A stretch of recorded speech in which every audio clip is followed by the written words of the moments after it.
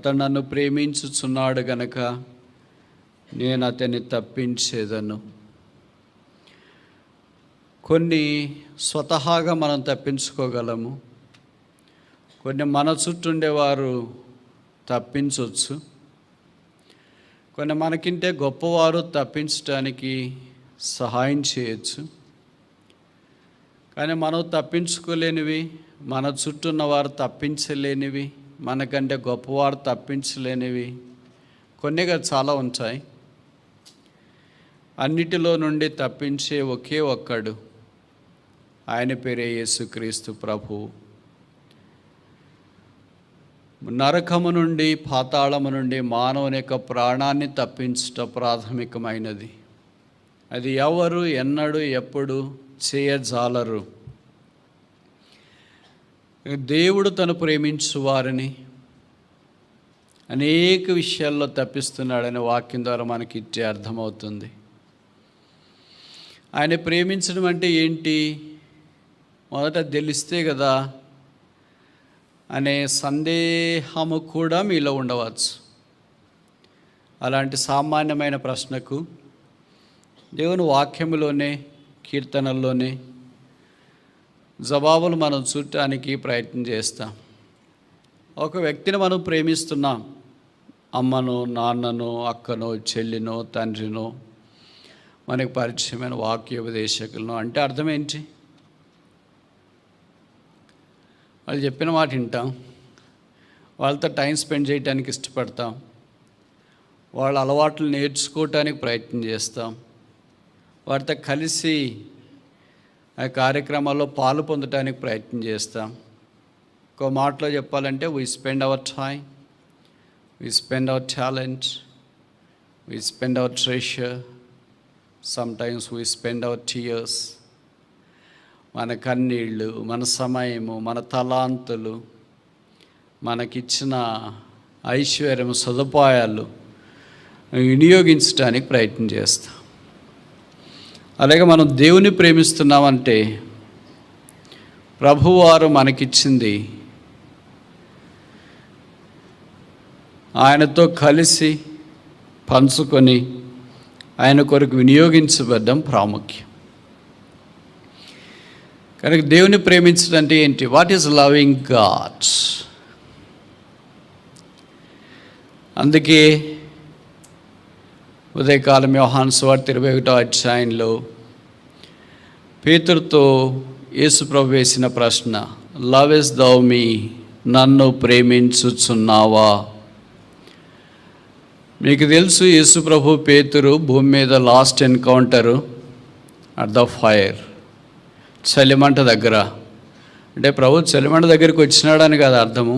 చలిమంట దగ్గర ఉన్నప్పుడు పేతురు తప్పిపోట, ప్రభు చూచుట, వెలుపలికెళ్ళి సంత అప్పటి పేతురు ఏడ్చుట మనకు పరిచయం. అలాగే యేసుప్రభు వారు తిరిగి లేచిన తర్వాత యేసుప్రభు పేతురు ఎన్కౌంటర్ అట్ ద ఫైర్, అది కూడా మంట దగ్గరే. కనుక యోహాను సువార్త 21వ అధ్యాయంలో నిప్పుల మీద చేపలు మనం కనిపిస్తున్నాయి. కానీ God restores his fallen people at the fire. దేవుడు పడిపోయిన తన వారిని ఆ మంట దగ్గర సమకూరుస్తున్నాడు. ఆ మంట ఏంటి? నిర్గమకాండం 3వ అధ్యాయంలో మండుచున్న పొద, కీర్తనలో చెప్పబడింది. మండుచున్న పొదలో ప్రత్యక్షమైన వాడు. మనకి నిర్గమకాండం ప్రకారం పొద మాదిరే కనిపిస్తుంది, కానీ కీర్తనలో రాయబడిన మాట ప్రకారము అక్కడ ప్రభువు కనిపిస్తున్నాడు. అలాగా ప్రభు మనల్ని దర్శించటానికి ఇష్టపడుతూ ఉన్నాడు. బలలో పాలు పొందక మునుపు మనం ఆయన్ని ప్రేమిస్తున్నామా? ఈ ప్రశ్నకు జవాబు మన దగ్గర ఏముంది? వాక్యం చెప్పక మునిపే నా దగ్గర అయితే జవాబు ఉంది, నన్ను గురించి, మనల గురించి కూడా. ఆయన మొదటే జవాబు చెప్తే బాగుండు, థ్రిల్ ఉండదు కదా. కానీ ప్రభును ప్రేమించడం అంటే ఏంటి? 5 విషయాల్లో మొదటిది కీర్తనలు.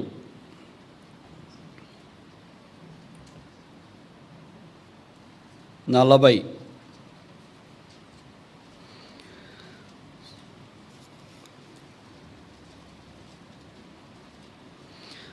16 Psalm 40 verse 16 40వ కీర్తన 16వ వచనం. Psalm 40 verse 16 40వ కీర్తన 16వ వచనం. నిన్ను వెదకువారందరూ నిన్ను గూర్చి ఉత్సహించి సంతోషించుదురుగాక. నీ రక్షణ ప్రేమించువారు యెహోవా మహిమ పరచుబడునుగాక నిత్యము చెప్పుకొందురు. 70వ కీర్తన 4వ వచనం. Psalm 70 verse 4 70వ కీర్తన 4వ వచనం. Psalm 70 verse 4. నిన్ను వెదకువారందరూ నిన్ను గూర్చి ఉత్సహించి సంతోషించుదురుగాక.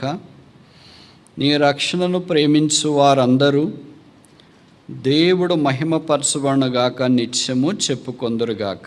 70వ కీర్తన 40వ కీర్తన 13 నుండి 17 వచనాల దాకా ఇది మిర్రర్ ఇమేజ్. ఇక్కడ తిరిగి అది గ్రంథస్థం చేయబడింది. కనుక మొదటిది ఏంటంటే ప్రభువును ప్రేమిస్తున్నామంటే అర్థము మొదటిది ఏంటంటే I have to love the salvation provided by God for free as a gift. దేవుడు మనకు అనుగ్రహించిన రక్షణను ప్రేమించుట. అందుకే కీర్తన 3లో అనుకుంటా చెప్పబడింది, the salvation బిలాంగెత్ unto the lord. రక్షణ యెహోవాది. ఇంకా యేసుప్రభుని ఎరగకపోతే ఈ రక్షణ దగ్గరికి రాలేదు, పాప క్షమాపణ దగ్గరికి రాలేదు, మారు మనస్సు దగ్గరికి రాలేదు. యేసుప్రభు పేరే మత్తయి సువార్త 1:21 ప్రకారం తన ప్రజలను వారి పాపంలో నుండి ఆయనే రక్షించిన గనుక ఆయనకు యేసు అని పేరు. ఆయన రక్షకుడు. యోహాను సువార్త 4:4 చెప్పబడింది, ఈయన నిజముగా లోకరక్షకుడు అని ప్రభు చెప్పిన మాట కాదు, అది వచ్చి ప్రజలు చెప్పిన మాట. Is truly the saviour of the world.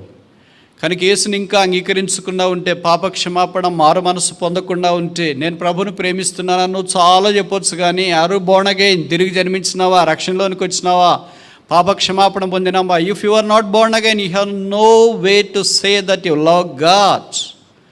నువ్వు రక్షణ పొందకుండా నేను దేవుణ్ణి ప్రేమిస్తున్నానని చెప్పడానికి ఏ హేతువు లేదు, ఏ కారణము లేదు. A true born again believer can only have right and access to say that he loves, he started to love God. దేవుణ్ణి ప్రేమిస్తున్నానని చెప్పటానికి యేసుప్రభు యొక్క రక్తం ద్వారా కడగబడి పరిశుద్ధపరచబడి విమోచన, రక్షణ, మారు మనస్సు పొందిన వ్యక్తి మాత్రమే అనుభవంలోనికి తీసుకురాబడగలడు. కనుక నువ్వు మారు మనస్సు పొందకపోతే you have no part to say that you love God. Instead God loves you. నువ్వు రక్షణ పొందకుండా ఉంటే యేసుప్రభుని నేను ప్రేమిస్తున్నానని నువ్వేం చెప్పాల్సిన పని లేదు, చెప్పినా కూడా నిరర్థకమే. కానీ దేవుడు నిన్ను ప్రేమిస్తున్నాడు. అందుకే యోహాను 3:16 చెప్పబడింది, దేవుడు లోకమును ఎంతో ప్రేమించి నిన్ను కూడా ప్రేమిస్తున్నాడు. యేసు ప్రభు వలె నిన్ను ప్రేమించేవారు భూమి మీద ఇహమందు ఎవ్వరు ఎక్కడ ఎన్నడూ లేరు. నిస్వార్థమైన ప్రేమ, వంచన లేని ప్రేమ, మోసము లేని ప్రేమ, దగలేని ప్రేమ, కుయుక్తి కుతంత్రము లేని ప్రేమ, ఆత్మీయమైన ప్రేమ, అందమైన ప్రేమ, ఆశీర్వాదకరమైన ప్రేమ, అమోఘమైన ప్రేమ, అపరూపమైన ప్రేమ, సమానమైన ప్రేమ, అద్వితీయమైన ప్రేమ, కల్వరి ప్రేమ, యేసు ప్రేమ, శిలువ ప్రేమ, రక్తము కార్చిన ప్రేమ, మరణం పొందటానికి ఇష్టపడిన ప్రేమ, దెబ్బలు తినటానికి అవమానపరచబడటానికి ఇష్టపడిన ప్రేమ, మేకులతో బాధించబడటానికి ఇష్టపడిన ప్రేమ, బల్లెముతో పొడిపించుకోవటానికి ఇష్టపడిన ప్రేమ, రక్తము కార్చి చనిపోయి సమాధి చేయబడటానికి ఇష్టపడిన ప్రేమ, నీ కొరకై తిరిగి లేపబడిన ప్రేమ, అదే యేసు ప్రేమ. ఇలాంటి ప్రేమ ఎక్కడా ఎన్నడూ లేదు. ఈ సాయంకాలం ఇంకా యేసుని ఎరగకుండా ఉంటే, పాపక్షమాపణ మారు మనసు పొందకుండా ఉంటే, ఇదే రక్షణ దినం. తిరిగి తిరిగి చెప్తున్నా, ఎప్పుడు నిలబడినా చెప్తున్నా, ఇదే మా ఘోష. ఈ స్థలములో నుండి ప్రకటించబడే మొట్టమొదటి వర్తమానం ఏంటంటే, you must be born again. నువ్వు తిరిగి జన్మించాలి. దాని తర్వాత మిగతా వర్తమానాలు అన్నీ ఉన్నాయి. కనుక నువ్వు తిరిగి జన్మించకుండా ఉంటే ఈ స్థలములో నుండి ప్రకటించబడి ఏ వర్తమానము నీ ఆత్మ సంబంధమైన జీవితానికి ఉపయోగపడదు. బహుశా నువ్వు చాలాసార్లు ఇక్కడికి వస్తున్నావు, దేవుని మాటలు వింటున్నావు, సరదాగా ఉంది, రకరకాల స్పీకర్లు వస్తున్నారు, చెప్పేస్తున్నారు. ఇంకా మీరు అనుకుంటారు తెలుగు స్పీకర్లు వదలరు. తెలుగు స్పీకర్లు వదలకపోయినా, ఇంగ్లీష్ స్పీకర్లు వదలకపోయినా, ఎవరు వదలకపోయినా చెప్తూనే ఉంటాం. Until you must be born again, this echo, this voice, this message will be delivered, unfolded to you. నువ్వు రక్షణ పొందు పర్యంతము, నువ్వు మారు మనసు పొందు పర్యంతము, నువ్వు పాప క్షమాపణ పొందు పర్యంతము దేవుడి ఇక్కడి నుండి ఆ సువార్తమానం నీకు వినిపిస్తూనే ఉంటాడు. రక్షణకు వెలుపట నువ్వు దేన్ని ప్రేమించడం దుర్లభం. మరి ఏ నామమున మనం రక్షణ పొందలేము.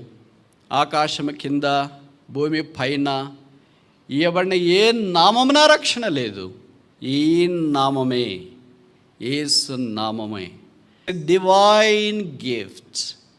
ఇది దైవిక వరం.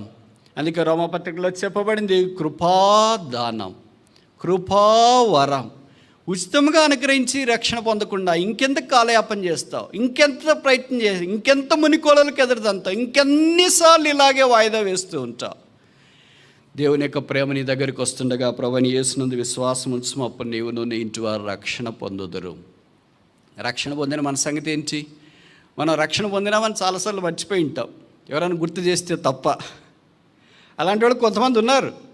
ఎందుకంటే they last the joy of salvation. రక్షణ ఆనందం వాళ్ళు కోల్పోయారు. 51వ కీర్తనలో దావీదు ఘోషిస్తున్నాడు కదా, restore me the joy of salvation. రక్షణ ఆనందము నీవు నాకు మరలా దయచేయము. ఎందుకు కోల్పోయామంటే నాకంటే మీకు బాగా తెలుసు, మన నేరాలు ఘోరాలను బట్టి రక్షణ ఆనందం కోల్పోయాం.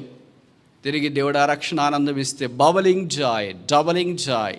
అందుకనే భక్త్ సింగ్ గారి టెస్టిమనీ క్యాప్షనే అది, joy unspeakable, full of glory, చెప్పనశక్యమును మహిమాయుక్తమైన సంతోషం. ఎవరికి పేతురు రాస్తా మాట అన్నాడు, నాకు తెలిసి బైబిల్ ఇంకెవరు ఆ పదం రాయలేదు అనుకుంటా. జాయ్ అన్స్పీకబుల్, చెప్పసఖ్యము కాని సంతోషం అంట. సాధారణంగా చేపలు పట్టే వాళ్ళకి అంత సంతోషం ఎలాగొస్తుంది? చేపలు దొరికితే సంతోషం వస్తుంది, దొరికిన చేపలకు మంచి రేట్ వస్తే సంతోషం వస్తుంది. ఏదో చీనా చేపల మాదిరి అరుదైన పసిఫిక్ మహాసముద్రంలో దొరికే, బహుశా ఇక్కడ ఏదో ఇండియన్ ఓషన్లోనో లేదా బే ఆఫ్ బెంగాల్, అరేబియన్ సీలో దొరికితే చాలా విలువ కలిగినవి 5 స్టార్ హోటల్లోనే సర్వ్ చేస్తారు. కనుక అలాంటివి దొరికితే ఏదైనా సంతోషం వచ్చిందంటే అర్థం చేసుకోవచ్చు. ఈ చేపలు పట్టే వ్యక్తికి ఏంటి, చేపల గురించి సంతోషం లేదు. లూకాసు వార్త 5వ అధ్యాయంలో చేపలు పడినా సంతోషం లేదు. యోహాను సువార్త 21వ అధ్యాయంలో చేపలు పడినా కూడా సంతోషం లేదు. ఇంకా మనకు ఏం చూస్తామంటే ఆయన పాదముల దగ్గర పడినాడు అని ఉంది లూకా 5. యోహాను 21లోనైతే సముద్రంలోకే దిగేసాడని ఉంది. అక్కడ సంతోషం ఏం కనిపించట్లేదు. ఎప్పుడైతే ప్రభు ఆయన దర్శించినాడో, follow me, I will make you fishes of man, నన్ను వెంబడించడి, నేను మిమ్మల్ని మనుషులను పట్టు జాలర్లుగా చేస్తా. అప్పుడు అన్నాడు, జాయ్ అన్స్పీకబుల్. నా జీవితంలో, అంటే నాకు కాదు, పేతురు జీవితంలో పెళ్ళైనప్పుడు అంత సంతోషం లేదు. బహుశా నీకు పిల్లలు కూడా అయినారేమో, అంత సంతోషం లేదు. ఎన్నోసార్లు చేపలు పట్టినాడు, మంచి మంచి రిచ్ హార్వెస్ట్, విస్తారమైన చేపలు పట్టాడేమో, ఎప్పుడు అంత సంతోషం లేదు. ఎప్పుడు ప్రభువు ఆయన హృదయంలోనికి వచ్చినాడు, ఆయన సంతోషం మార్పు పొందింది. అందుకే ఆరంభ దినాల్లో సువార్తకు బయటికి వెళ్ళేటప్పుడు ఇవే పాటలు పాడేవాళ్ళం, సంతోషమే సంతోషమే అని. ఇప్పుడు ఆ పాటలన్నీ తగ్గిపోయాయి, వేరేవన్నీ వచ్చేసినాయి, రకరకాలుగా పాడుతున్నారు అనుకో, అది వేరే విషయం. The hall mark of a Christian salvation ఈ జాయ్.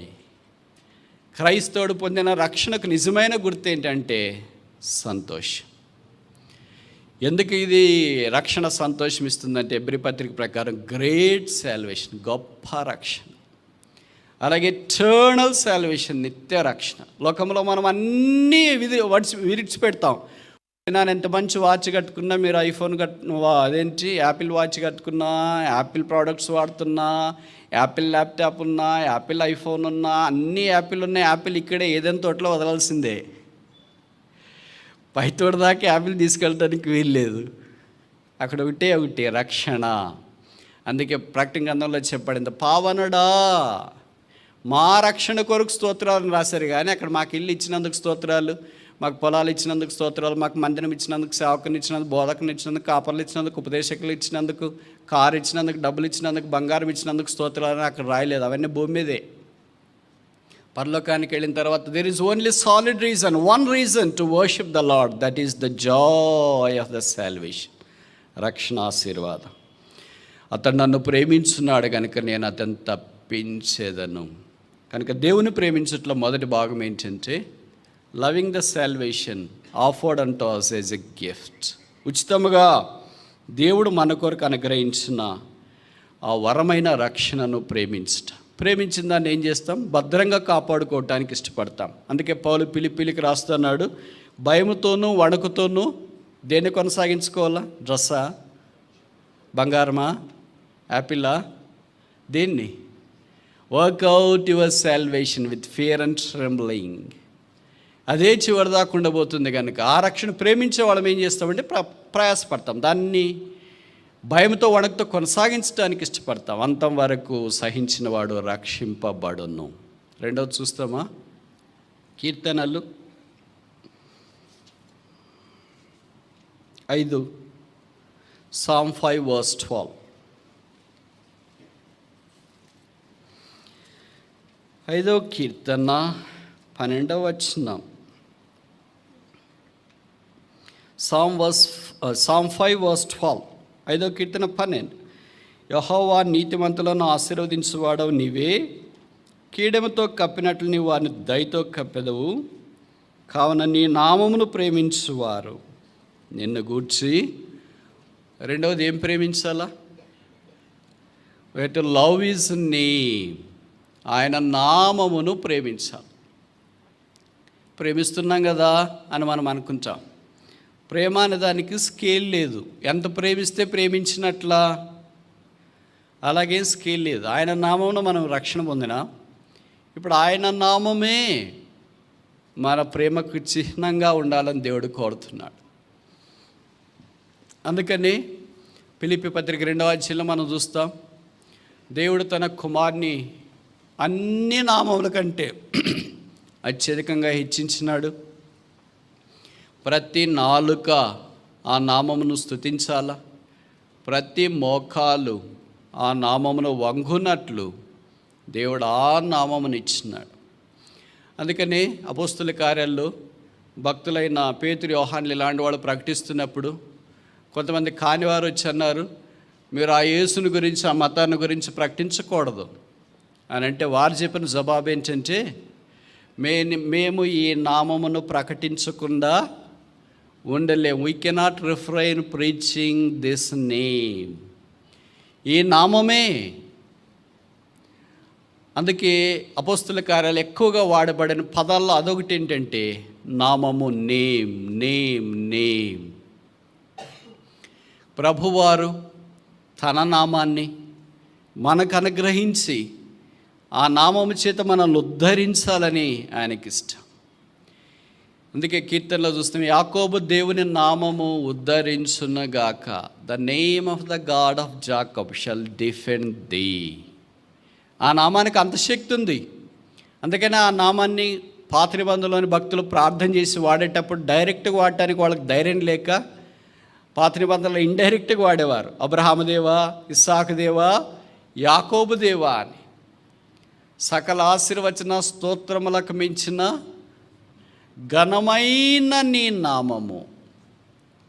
అలాంటి నామం ఇంక పాత నిబంధన, కొత్త నిబంధన ఎక్కడ లేదు, ఒకే ఒక నామము, అదే యేసు నామం. ఇప్పుడు మనం కొత్త నిబంధనలోనికి వచ్చిన తర్వాత చాలా సులభంగా, పాత నిబంధనలో భక్తులు ఆ నామమును ఉచ్చరించడానికి ఎంత భయపడ్డారు. కొత్త నిబంధనలో యేసుక్రీస్తు ప్రభు యొక్క రక్తం ద్వారా కడగబడిన తర్వాత ఆ నామం ఇప్పుడు ఏమైంది? చాలా సమీపమైంది. అందుకని ప్రార్థన చేసేటప్పుడు మీరు ఇలాగ ప్రార్థన చేయడి. ఎలాగ ప్రార్థన చేయాలా? పరలోకమందున్న మా తండ్రి. ఇప్పుడు రెండవది ఏంటి? నీ సింహాసనమా, hallowed be thy name. కనుక every prayer is inclusive of the name of the person of God. ప్రతి ప్రార్థనలో అక్కడ ఉంటుంది. అందుకే మనం ప్రార్థన చేసేటప్పుడు కూడా యేసు నామమున ప్రార్థిస్తున్నాము. ఆ నామం లేకుండా ఇంకెక్కడ మనం జీవించలేము, వెళ్ళలేము, ఉండలేము. అందుకే hallowed be thy name. మీరేమి చేసినా సమస్తము ఆయన కొరకు, ఆయన నామమును బట్టి చేయండి. ఆయన నామమును బట్టి దూషించబడటానికి, అవమానపరచబడటానికి పాత్రలను ఎంచినారు. ఎందుకంటే ఆ నామములో అంత శక్తి ఉందని వారు గుర్తించినారు. మీకు తెలుసు కదా, అపోస్తుల కార్యాలు 3వ అధ్యాయంలో శృంగారం అనే దేవాలయం దగ్గర దాదాపు 40 ఏళ్ల నుండి కాళ్ళు సరిగా లేకుండా పడిపోయినా అక్కడ ఉన్నాడు. వాడు ప్రొఫెషనల్ బెగ్గర్ అనుకుంటా, ఎందుకంటే ప్రతిరోజు కొంతమంది తీసుకుని వచ్చి వదిలేసి వెళ్ళిపోతున్నారు, మళ్ళీ సాయంకాలం అయిపోయిన తర్వాత తీసుకుని వెళుతున్నారు. బహుశా వాళ్ళు షేర్ చేసుకుంటుండొచ్చు. ఏంటి వచ్చిన ఆదాయం. కనుక ఇక్కడ జరిగే సంగతి ఏంటంటే, పేతురు యోహానులు వస్తున్న సాదాసీదాగా చూసి అన్నాడు, వీరి యొద్ద ఏమైనా దొరుకునేమో అని అనుకున్నాడు. మిస్ఫైర్ అయిపోయింది కూడా వాని అటెంప్ట్. అందుకని మాకేమైనా ఈడి అని అంటే వారు అన్నారు, వెండి బంగారములు మా యొద్ద లేవు, కానీ మాకు కలిగినదే నీకు ఇచ్చుచున్నాం. ఏం కలిగింది? ఏం కలిగి ఉన్నారు? నజరేయుడైన యేసు నామమున లేచి నడువు.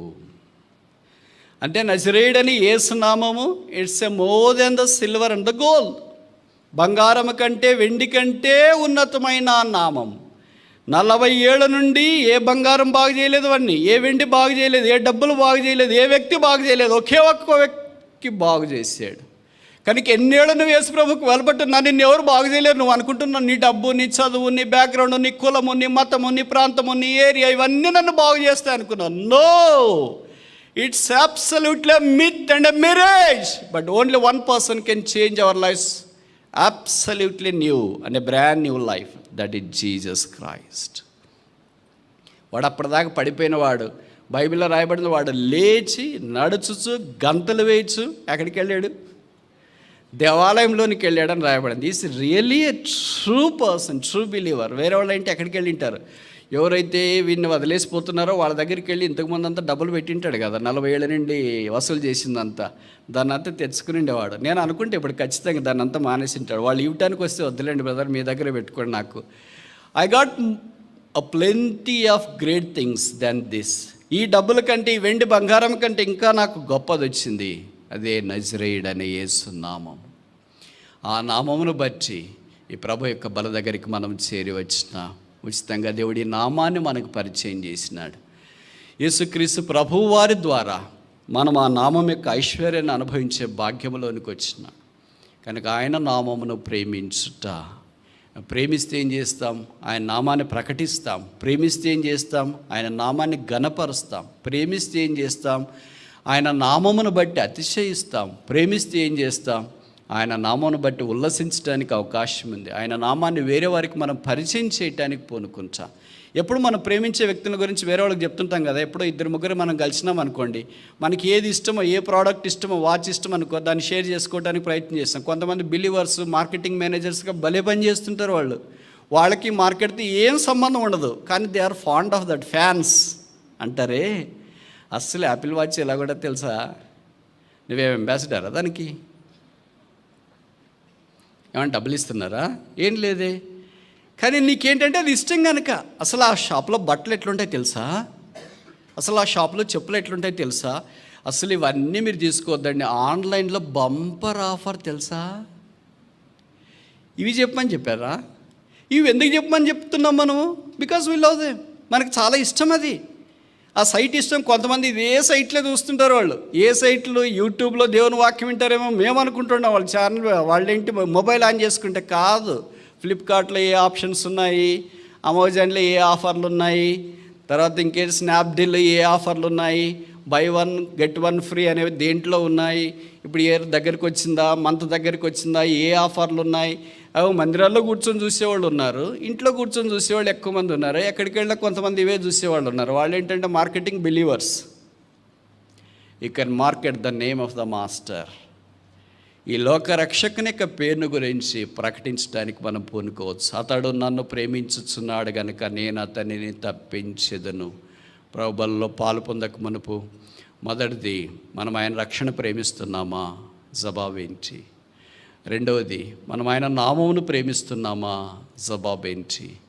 మూడవది చూస్తామా? కీర్తనలు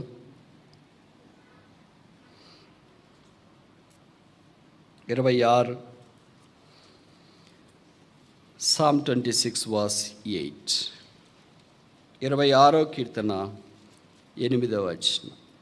Psalm 26 verse 8. 26వ కీర్తన 8వ వచనం. యెహోవా, నీ నివాస మందిరమును, నీ తేజోమహిమ నిలుసు స్థలమును నేను ద్వేషించుచున్నాను అని రాశారా? O I love thy habitation and the tabernacle. ఇది ఎవరు రాసినారు? ఖచ్చితంగా ఇక్కడ రాశారు 26వ కీర్తన పైన, దావీదు కీర్తన అని. మీరు ఊహిస్తారా ఒక రాజు దేవుని మందిరాన్ని ప్రేమించడం అనేది? ఆయన సన్నవన్న మన మాదిరి రాజు కాదు. అంటే మనకి పేర్లో రాజులు ఉండవచ్చు కానీ జీవితాల్లో ఉండదు. లేకపోతే లోకంలో కనిపించేవాళ్ళు కాదు. సమూయేలు ద్వారా అభిషేకించబడినవాడు, దేవుని చేతి ఏర్పాటు చేసుకునబడినవాడు, దేవుని యొక్క రాజరికంలోనికి తీసుకురావడానికి సిద్ధపడినవాడు. ఇలాంటి రాజును ప్రేమించే రాజును, దేవుడికి ఇష్టమైన రాజును, హృదయానుసారుడైన రాజును సాతాను ఎప్పుడో చిదిమివేయాలని ట్రై చేస్తుంటాడు. అందుకనే కదా ఆరంభం నుండి వాళ్ళకి కష్టాలు పెడుతుంటాడు. నేను ఎప్పుడు చెప్తూ ఉంటాను కదా, అంటే ఇది చెప్పిందే 100% వాస్తవం అని కాదు. ప్రతి స్టేట్మెంట్కి ఎగ్జంప్షన్ ఉంటుంది. భూమికి గురుత్వాకర్షణ శక్తి ఉందామంటే రాకెట్లు ఎలాగపోతాయి బ్రదర్, ప్లేన్లు ఎలాగపోతాయి బ్రదర్ అనేవాళ్ళు ఉన్నారు. సముద్రము ఏదైనా సరే మింగేస్తుందంట, అంటే మునిగిపోతుందంటే మరి ఓడలు ఎలాగపోతాయి బ్రదర్, దోణలు ఎలాగపోతాయి బ్రదర్ అనేవాళ్ళు కూడా ఉన్నారు. దానికి మినహాయింపు అనేది ఉంటుంది. దీనికి కూడా అలాగే మినహాయింపు అనేది ఉంటుంది. ఏంటిదంటే దేవుడు ఎవరినైతే ప్రేమించి సిద్ధపరిచి తన కొరకు బలంగా వాడుకోవాలని కోరుకుంటాడో ఆరంభం నుండి వాళ్ళకి రిగరస్ టెస్టులు ఉంటాయి. ఇప్పుడు మీరు ఊహించండి, ఒక క్లర్క్ ఇచ్చే ట్రైనింగు, ఒక పోలీస్ ఆఫీసర్ ఐపీఎస్కి ఇచ్చే ట్రైనింగ్ ఒకటేనా? క్లర్క్ ఇచ్చే ట్రైనింగ్ ఏంటి? 10 నుండి 5 గంటల్లోగా ట్రైనింగ్ క్లాస్కి అటెండ్ కండి అని ఒక ల్యాప్టాప్ ఇస్తారు. ఎలాగ చేయాలో ఏం కథను కూర్చోబెడతారు. అదే సెడేటరీ జాబు. అందుకనే రిటైర్డ్ అయ్యేటప్పటికి వాళ్ళకి ఈ విషయాలకు పొట్టలు ఎక్కువ వచ్చేస్తుంటాయి. అదే ఒక పోలీస్ ఆఫీసర్కి ఇచ్చే జాబ్ అట్టుండదమ్మా. Training all together different ball game. వాళ్ళు లేపేదే ఉదయం లేదు 10కి కదండి ఆఫీస్ కాదమ్మా, ఇది ఫీల్డ్.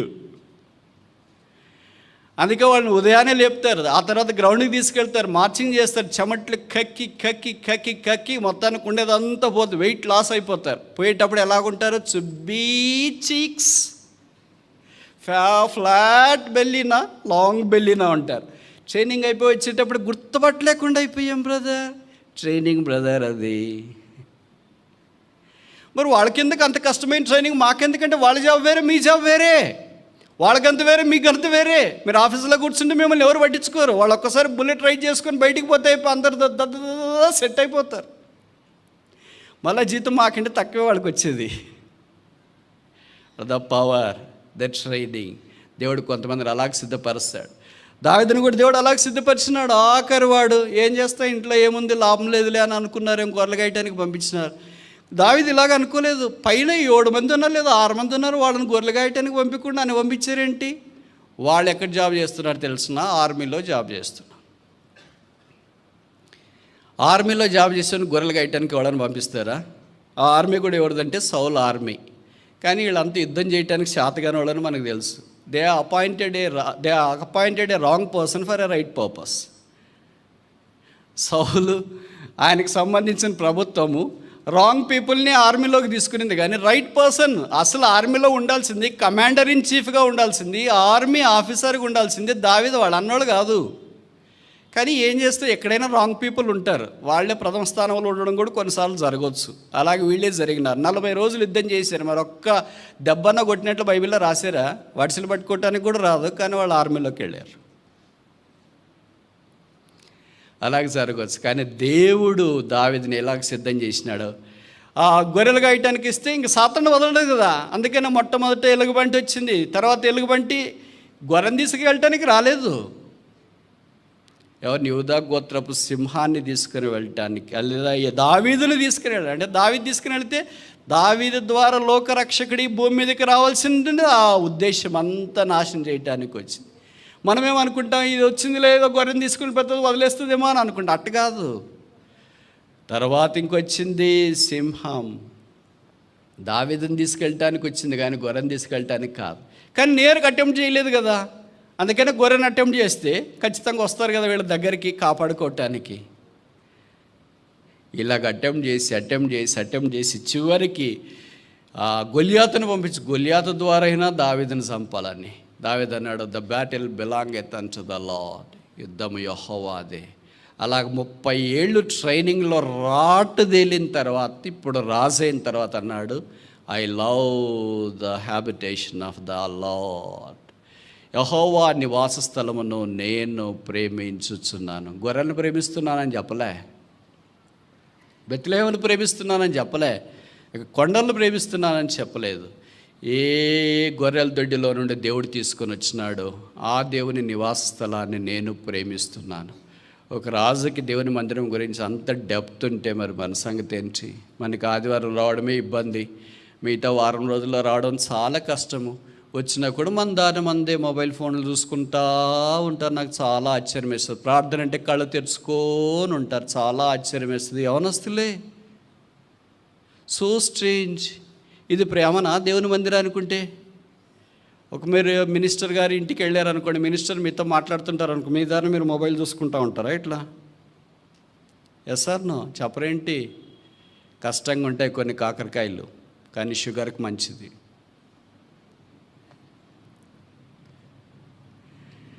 అలవాటు కండి, ఇప్పటి నుండి డిసిప్లిన్లోనికి రండి. దేవుడు ఆశీర్వదించాలంటే అలాంటి పరిస్థితుల్లోనికి వస్తే ఏముంది, ఏదో వాళ్ళు చెప్పుకుంటూ ఉంటారు, మన దారి మనం కూర్చుని ఎక్కడో ఒకసారి వచ్చినాం కదా, ఏదో బల్లో పాలు పొందినాక చేతినా కానికేసిన జీవితం అంతా ఇదే బతికేనా? ఇంకెందుకు బతకడం ఎందుకు? Why are you born? Why are you living? ఎందుకు పుట్టావు? ఎందుకు బతుకుతున్నావు? ఎందుకు జీవిస్తున్నావు? నీ జీవితంలో నీకే స్వేచ్ఛలు. మీరు చూస్తారు కదా క్రైస్తవేతరులు వాళ్ళు దేవాలయానికి వెళ్ళిన తర్వాత అదేమంటారు, సాష్టాంగపడి నమస్కారం చేసేది.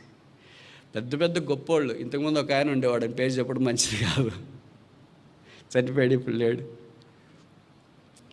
ఆయన కృషి దగ్గరికి వెంటే ఆయన కట్ట మీద కూర్చున్నాడు పైన ఇట్లా.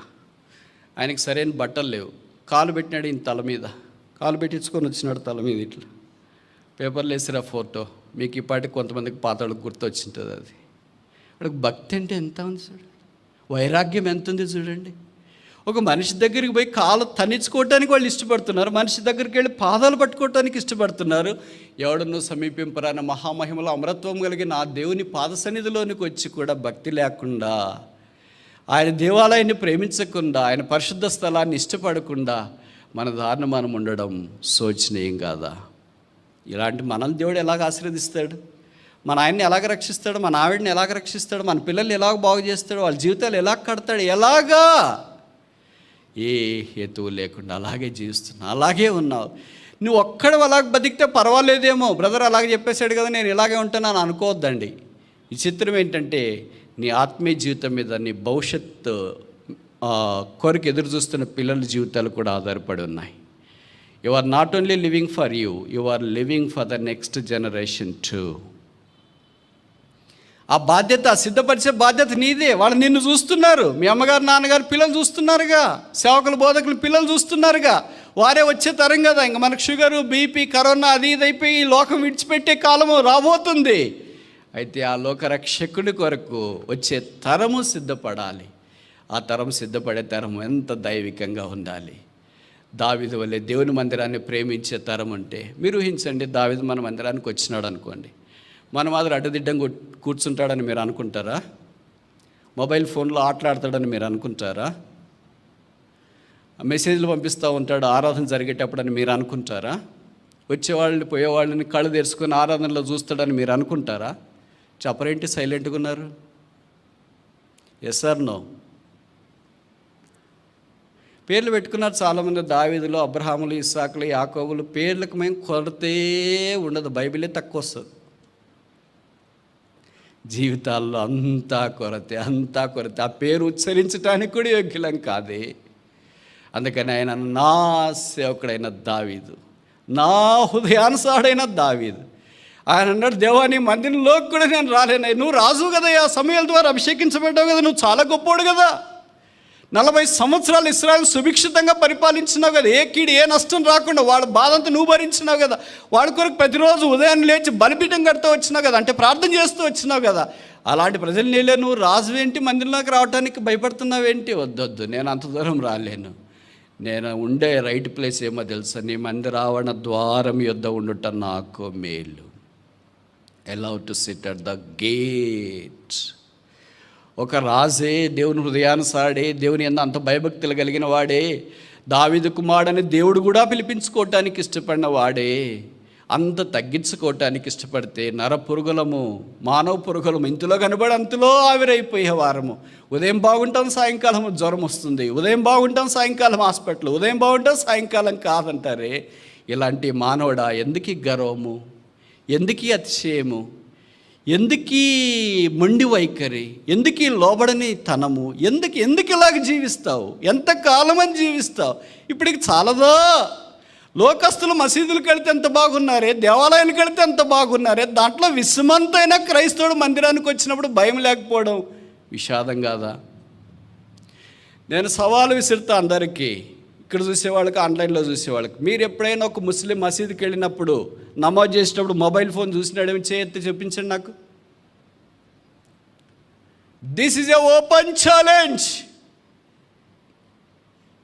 Yes or no? నేను చూశాను బ్రదర్, ఒక నమాజ్ జరిగే ఒక మసీద్ దగ్గర నమాజ్ జరుగుతున్నప్పుడు ఒక ముస్లిం మొబైల్తో ఆడుకుంటున్నాడని ఎవరని చెప్పండి. Yes or no? ఒక ఇతర క్రైస్తవేతరులు ఇలాగ వాళ్ళ దేవాలయాలకు వెళ్ళినప్పుడు అలాగ చేస్తారని ఎవరని చెప్పండి. ఒక్క క్రైస్తవునికి మాత్రమే భయం లేదు, మీకు తెలుసా? Yes, it's true. ఎందుకంటే కృపలో ఆయన చేస్తాడు దేవుడు, ఆయన చేస్తాడు దేవుడు. ఒక సామాన్యమైన వ్యక్తికి ఉన్న భయం లేదేంటి? వాళ్ళు ఎంత భయభక్తులతో పోతారు. వాళ్ళది అవుట్వర్డ్ డివోషన్ ఉండొచ్చు, మనది అవుట్వర్డ్ లేదు, ఇన్వర్డ్ లేదు, no word at all vanished. పాపమునకు త్వరగా శిక్ష కలగకపోవట చూచి మనుష్యులు భయం లేకుండా ప్రవర్తిస్తున్నారని వాక్యంలో రాయబడింది. ఇది నీకే చేటు కాదు, నీకొక్కడికే చేటు అయితే పర్లేదు, నీతో గతించిపోతుంది. నీ తర్వాత నీ పిల్లలు ఉన్నారు, నీ భార్య, నీ భర్త, నీ పిల్లలు వచ్చే తరం నిలబడాలి కదా. What model you set before them. వచ్చే తరం నిలబడకపోతే ఆ తరం అంతా ఏమైతే శూన్యము, యెహోవాను ఎరగని తరం వస్తుంది. కనుక వచ్చే తరాన్ని సిద్ధపరిచే బాధ్యత ప్రస్తుత తరం యొక్క భుజస్కంధాల మీద ఉంది. ఓ క్రైస్తవుడా, ఇంత దూరదృష్టి పెట్టుకొని బతకటానికి బదులుగా ఏదో దగ్గరున్న దాన్ని పట్టుకొని అటు ఇటు కాలక్షేపం చేస్తూ ఏదో వెళ్ళిపోతున్నావు. ఎంత కాలం ఇలాగ? How long? I love the tabernacle. Yehova, నీ నివాస స్థలాన్ని నేను ప్రేమిస్తున్నాను. మీకు తెలుస్తుంది తెలియదు, నాకు కొంతమంది బ్రదర్స్ తెలుసు, లోకంలో ఉన్నతమైన స్థలంలో ఉన్నవాళ్ళు. వాళ్ళ మందిరానికి వాచ్ కూడా తీసుకురారు. నేను ఒకసారి ఒక జిల్లా కేంద్రానికి వెళ్ళాను 3 రోజులు మీటింగ్ అయిపోయిన తర్వాత విష్ చేస్తే వెళ్ళాను. ఆయన నాకంటే పెద్దోడు, బైబిల్ పండితుడు, వాక్యం చాలా బాగా తెలిసినవాడు. వాళ్ళందరి ద్వారా నేను ఆరంభంలో ఆత్మీయమైన మేలు పొందిన. ఆయన బ్రదర్ ఇంటికి రండి ప్రార్థన చేస్తామంటే, మీ ఇంటికి రావడానికి నేను ఎంతటి వాడిని అన్నా పర్లేదులేండి అంటే, టైం ఎంత అయిందో ఒకసారి చూడండి అన్న అంటే, లేదు బ్రదర్ నేను టైం తీసుకురాను అన్నాడు. వాచ్ తీసుకురాలేదంటే, లేదు బ్రదర్. షాక్డ్. నేను వాచ్ తీసుకుంటా, ఎందుకు వాచ్ తీసుకురారు బ్రదర్ అంటే, వాచ్ తీస్తే వచ్చినప్పటి నుండి దాన్ని చూస్తూనే ఉంటాం బ్రదర్, ఇంక దేవుని మీద ధ్యాస ఉండదు, అందుకే నేను వాచ్ తీసుకురాను అన్నాడు. How devoted there are orthodox, down to the core. దేవుడి కొరకు ఎంత నిష్ఠాగరిష్ఠులుగా ఉన్నారంటే ఇక దేని మీద మనసు లేదు. ఇక వాచ్ తీసుకురాను, ఫోన్ తీసుకొని వస్తాడు. నేను అడగనా కదా, అంత ఇంత మనకు నోరు ఎక్కువ కదా, అందుకే అడిగాను. ఇది మొబైల్ ఏమని తెచ్చుకున్నారని. వాచ్ తీసుకురాకపోతే మొబైల్ ఏం చేస్తారు? మొబైల్లో టైం కనిపిస్తుంది కదా. నేను మొబైల్ మందిరానికి తీసుకురాను. అలాగే మీరు తీసుకురావద్దని నేను చెప్పట్లేదు, ఎందుకంటే మీరు చాలా దూరం నుండి వస్తారు, రకరకాల అవిగేషన్స్ ఉన్నోళ్ళు ఉంటారు, తర్వాత రకరకాల పనులు ఉన్నోళ్ళు ఉంటారు. బట్ మీ సొంత డిసిప్లిన్ మనందరికీ తెలుసు, మనం ప్రేమించే వ్యక్తిని ఎలా గౌరవిస్తామో అని. Love the habitation of God. దేవుని మందిరాన్ని ప్రేమించి దేవుడు మనల్ని ప్రేమిస్తాడు. అందుకే నేను ఎప్పుడు బాగా నమ్ముతా, సమూయేలు మొదటి గ్రంథం 2వ అధ్యాయం 30వ వచనం మనకు, నన్ను గణపరచు వారిని నేను గణపరుస్తాను. This true. ఇవన్నీ లిటరల్. ఇదేదో వాక్యంలో రాసేసారు, వాళ్ళు ఏదో చెప్పుకుంటారు, వీళ్ళు ఏదో వెళ్ళిపోతున్నారు అని అనుకోవద్దండి. ఇవి వాస్తవాలు, అక్షర సత్యాలు. దేవుని గణపరిస్తే దేవుడు మనల్ని గణపరచకుండా ఉండడం దుస్సాధ్యం. అది ఇష్టమేనా? 4వ చూసి ముగిస్తాము. కీర్తన 119.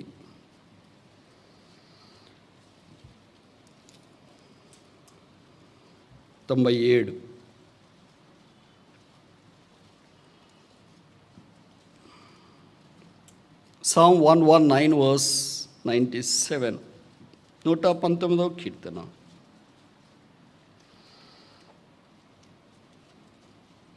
తొంభై 97వ వచనం. నీ ధర్మశాస్త్రం నాకెంతో ప్రేమగా ఉన్నది. 165. 119 verse 165. 119వ కీర్తన 165. నీ ధర్మశాస్త్రమును ప్రేమించు వారికి ఎంతో నెమ్మది కలదు. నేను దేవుని ప్రేమిస్తున్నానంటే నాలుగవది ఏంటంటే దేవుని వాక్యాన్ని ప్రేమిస్తున్నానని అర్థం. దేవుని వాక్యాన్ని ప్రేమిస్తున్నానంటే మొట్ట కార్డు తీసుకొని క్యాలెండర్ తీసుకొని ఇంట్లో తగిలించుకోవడం మాత్రమే కాదు. వాక్యాన్ని ప్రేమించడం అంటే అర్థం ఏంటంటే దాంట్లో 3 భాగాలు ఉన్నాయి.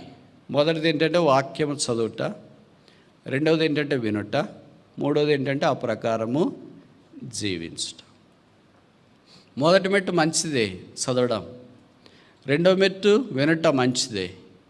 ఈ 2 దాకా చాలామంది వస్తాం చదవటానికి వినటానికి. భయంతో ఉదయకాలం చదివాడు కొంతమంది ఉంటారు, చదవకపోతే ఏమవుతుందో ఈ దినం కొద్దిగా చదివిపోదాం, జరగకూడదు జరిగితే ఎట్లా, దేవుడు అంటే భయంకరుడు అనుకుంటున్నారు. ఆయన దయాళుడు. బైబిల్లో రాయబడింది, the Lord is good, his mercy endureth for ever. Yehova దయాళుడు, ఆయన కృప నిత్యముండును. అలాగని బ్రదర్ చెప్పినాడు, యెహోవా దయాళుడు అంటే బైబిల్ చదువుకుంటే ప్రార్థన చేసుకోకుండా వెళదాంలే అని కాదు దాని అర్థం. భయంతో చేయడం కాదు, భక్తితో చేయడం, ఇష్టపూర్వకంగా చేయడం, దేవుడు మాట్లాడతాడని చేయడం. అలాగే దేవుని వాక్యం చదువుతాం, దేవుని వాక్యం వింటాం. ఈ 2 చేసేవాళ్ళం చాలామంది ఉన్నాం, 99% ఉన్నాం. కానీ 3వ చేసేవాళ్ళే తక్కువ. అందుకే యాకోబు వాళ్ళకి స్ట్రాంగ్ వార్నింగ్ ఇచ్చినాడు. మొదటి అధ్యాయం అనుకుంటా, మీరు వినువారు మాత్రమై ఉండి దేవుని వాక్యమును మిమ్మును మీరు మోసపుచ్చుకొనక ఆ ప్రకారం చేయువారై ఉండండి. Doers the word of God, that's loving God. నీ దేవుడైన యెహోవాను పూర్ణ హృదయం, పూర్ణాత్మ, పూర్ణ మనసుతోనూ ప్రేమించాలి. ద్వితీయోపదేశకాండము 6:5లో చెప్పబడింది. అంటే అర్థం ఏంటంటే ఆయన వాక్యమును కూడా విని చదివి వదిలేయకుండా ఆచరించడానికి ప్రయత్నించాలి. అంతా ఒకే రోజే మనం చేయలేం, మన చేత కాదు కూడా. ఇంత వాక్యాన్ని ఒకే రోజే మనము అందరం కలిసినా కూడా నెరవేర్చడం దుస్సాధ్యం. అయితే ప్రయత్నం, దేవుడు ప్రయత్నం చూస్తాడు, ఎఫర్ట్ చూస్తాడు. మన పిల్లలకు చెప్పినా మనకు ఈరోజు కంటతా వాక్యం నేర్చుకోరా అని, నేర్చుకుంటేనే నేనే నీకు టిఫిన్ పెడతా లేకపోతే లేదని చెప్పామనుకో. 1-2 పిల్లలు ఉంటే ఒకడు వచ్చినాడు, అసలు నేను నేర్చుకోలేదు, పెడితే పెట్టి లేకపోతే లేదన్నాడు అనుకో. అక్కడ దౌర్జన్యం చూసి నీకు ప్రేమతోనో లేదా బాధ్యతతోనో టిఫిన్ పెట్టాలో పెట్టకూడదు అనిపిస్తావు. ఇంకో 2వ వచ్చి మొదట స్టార్ట్ చేసినాడు, నీ దేవుడైన యెహోవాను మా కొద్దిగా వచ్చు కానీ రెఫరెన్స్ మర్చిపోయినాను మా అని అన్నాడు అనుకో. నీ మనసు కరిగిపోతాయి. వీడు అటెంప్ట్ చేసినాడు, ప్రయత్నం చేసినాడు, కొద్దిగా నేర్చుకున్నాడు, మిగతాది మర్చిపోయినాడు. ఓకే, నో ప్రాబ్లం బేటా, టుమారో యు ట్రై, రేపు నువ్వు ప్రయత్నం చేయి.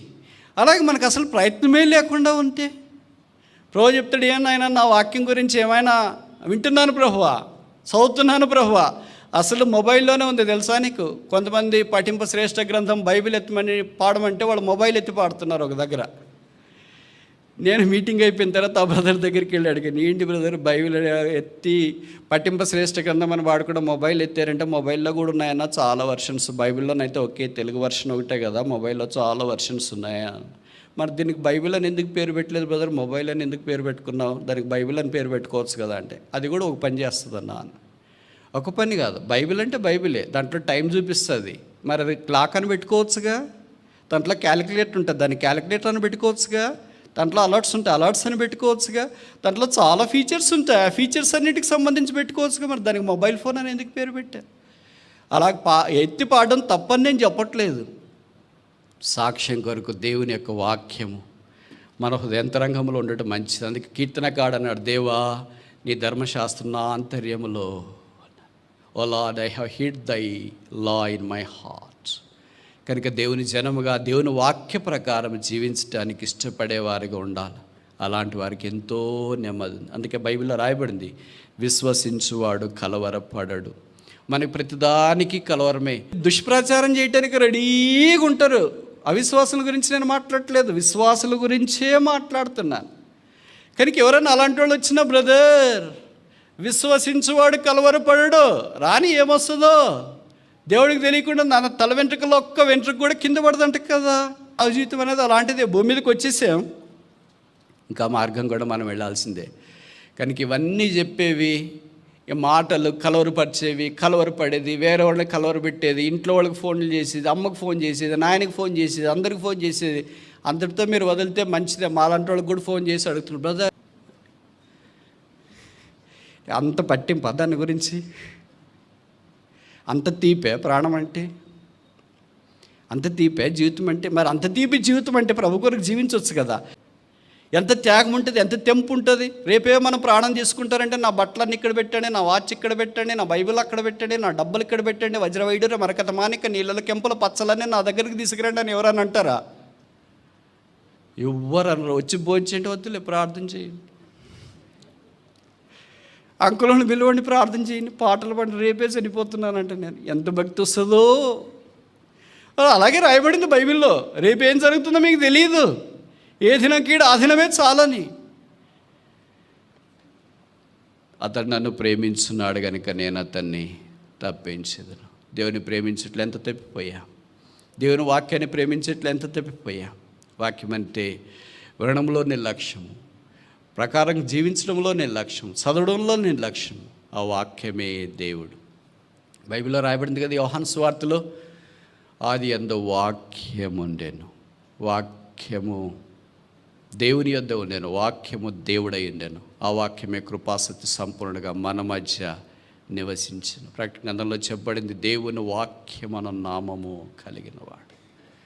కానీ యేసుక్రీస్తు ప్రభువే ఆ వాక్యం. మనం బల దగ్గరికి వెళ్ళక మునుపు ఈ 4 విషయాల్లో ఎంత ప్రేమిస్తున్నాం? మొదటిది ఏంటి? లవ్ ద సాల్వేషన్, రక్షణ ప్రేమించుడి. రెండవది ఏంటి? Love the name of God, దేవుని నామమును ప్రేమించుడి. మూడవది ఏంటి? Love the sanctuary of God, దేవుని పరిశుద్ధ స్థలం, దేవుని మందిరాన్ని ప్రేమించుడి. నాలుగోది ఏంటి? లవ్ ద స్క్రిప్చర్స్, దేవుని వాక్యాన్ని ప్రేమించుడి. ఇప్పుడు ప్రశ్న ఏంటంటే ముగించక మునుపు, ఈ 4 మనం దేన్ని ప్రేమిస్తున్నాం? ఎక్కడి దాకా వచ్చినాం? రక్షించబడి రక్షణ ప్రేమిస్తే భయంతో వణుకుతో కొనసాగించుకోవాలా? రెండవది ఆయన నామమును ప్రేమిస్తే ఆయన నామమును గురించి సాక్ష్యం ఇస్తూ జీవించాలా? మూడవది ఆయన కొరకు జీవించడానికి ఇష్టపడి ఆయన ప్రేమిస్తూ ఉంటే ఆయన మందిరాన్ని ప్రేమించడానికి ఇష్టపడాలా? నాలుగవది ఆయన వాక్యమును ప్రేమించడానికి ఇష్టపడాలి. ఈ విషయంలో మనం ఎంత తప్పిపోయాం? ఎక్కడైనా తప్పిపోయింటే చూసుకోండి అని నేను చెప్పను. ఎక్కడైనా బాగుంటే కదా తప్పిపోవటానికి. ఒకసారి చెప్పనా? కొంతమంది చెప్తుంటారు మనం ఎక్కడైనా తప్పిపోయింటే పరీక్షించుకుందాను. ఎక్కడైనా బాగుంటే కదా. నేను చెప్పే మాటలు కాదు ఇది. భక్తుడు, పరమభక్తుడు 66 అధ్యాయాలు రాసి దేవుణ్ణి సింహాసనం మీద చూచి కేకలేసి అపవిత్రుడు అపవిత్రుడు అపవిత్రుడు అని కేకలేసిన యెషయా చెప్తున్న మాటలు ఇవి. యెషయా 1వ అధ్యాయంలో చెప్పబడింది. అది మనం సువార్తలో చెప్తుంటాం బయటికి వెళ్ళి. కాదు, మనకి అది ఫస్ట్. నా ప్రజలు తిరుగుబాటు చేసేవాళ్ళు, అరికాలు మొదలుకొని నన్నెత్తి దాకా వారికి స్వస్థత కొంచెమైనను లేదు. మరి ఎంత కొద్దిగానే బాగున్నారు, చూసేటట్లు ఉన్నారా? కొంతమందికి బాగలేకపోయినా చూసేటట్లు ఉంటారు. చూడొచ్చు వాళ్ళ దగ్గరికి వెళ్ళి, చేతులు కాళ్ళు అట్లా పట్టుకోవటానికి అవకాశం ఉంది. కానీ ఈ వ్యక్తిని చూడటానికి లేదు. ఎందుకంటే గాయాలు, పచ్చి పుండ్లు, సీమ గారుతుంది పైనుండి కింద దాకా. మన ఇంట్లో ఎవరికైనా చిన్న గాయమైన షుగర్ పేషెంట్ ఉన్నాడు అని, కాలికి గాయమైన వాళ్ళకి డ్రెస్ వేసేటప్పుడు అలర్జీ ఉన్న వాళ్ళు అయితే దగ్గరికి రారు, ఎక్కడో దూరం తిరుగుతున్నారు, అట్ట తిరుగుతుంటారు. ఏం దగ్గరికి రావచ్చు కదా. చూడలేను నేను, ఆ వాసన భరించలేను, ఆ గాయాలు చూడలేను. ఒక కాలుకి షుగర్ పేషెంట్కి అయిన గాయాలే మనం చూడలేకపోతే మనకి ఎక్కడి నుండి గాయాలు ఉన్నాయంటే కింద నుండి పైదాకా అన్నీ అవే ఉన్నాయంట. అందుకే కదా లూకాసు సువార్తలో మనం చూస్తాం, ఎరికో మార్గంలో ఎడుతున్నవాడు దొంగల చేత కొట్టబడి కొర ప్రాణంతో విడిచిపోయినారు. ఎన్ని గాయాలు పడినాయి తెలియదు. మరి కనపడే గాయాలు, కనబడని గాయాలు, కనిపించేవి కూడా ఉంటాయి. ఎందుకంటే మంచి సమరయుడు వాడి దగ్గరికి వెళ్ళి తన దగ్గరున్న ఫస్ట్ ఎయిడ్ ట్రీట్మెంట్ అంతా తనకిచ్చి పూటకుళ్ళ వాని ఇంటి దగ్గరికి తీసుకొని వచ్చినాడు. అలాగే పైనుండి కింద దాకా ఇవే.